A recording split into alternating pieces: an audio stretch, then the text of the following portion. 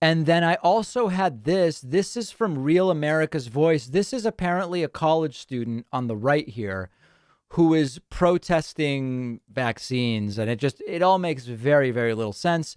And it inspires despair for humanity. Going to be a huge cost to you, both financial and otherwise, if you are forced to leave school. I mean, how do you go about weighing that cost in terms of whether or not it's worth it or not, if that's what it comes down to? So it's for sure worth it, because I believe that this is just the beginning.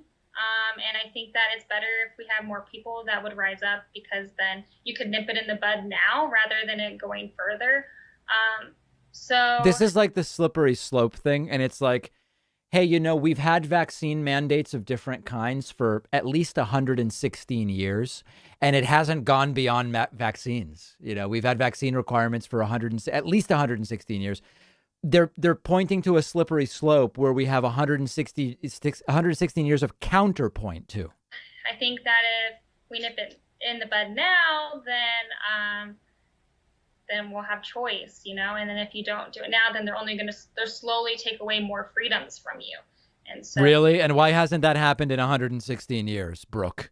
I think that people don't feel that that's what's happening, which is why it's so hard to get more people to come together. Brooke, it's because it's not happening. That's why it's hard to get people to come together around your insane slippery slope nonsense. Well, I know you talked about how some of them are vaccinated, some of them are unvaccinated. I'm curious, though, what is the makeup of the group sort of ideologically of these 90 people? Are they mostly conservative? Are they libertarian? Also, what are their racial breakdowns and sexual orientations, Brooke? Tell us. Are they liberal? Like, is it pretty diverse politically? So we haven't really talked about politics as far yeah, as we don't need to. We know who everybody is. Like what everybody is. But we all believe that this is like a political thing, because we have a sister school that is in Florida, and they're not requiring any of these things, just our school. So it's clearly political. It's politico.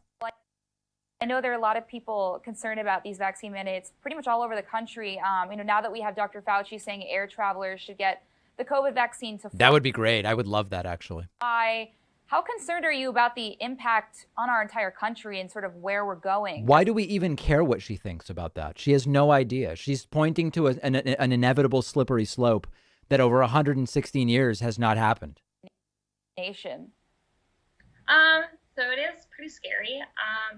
Like I said earlier, I think it's just really important for people to keep pushing for the freedom of choice, because if we don't have that... Is she talking about freedom of choice like abortion? Then you have no rights over your own body. Like, what would this world come to, So. Oh, sort of like all those people trying to make abortion illegal. Is that what you're talking about?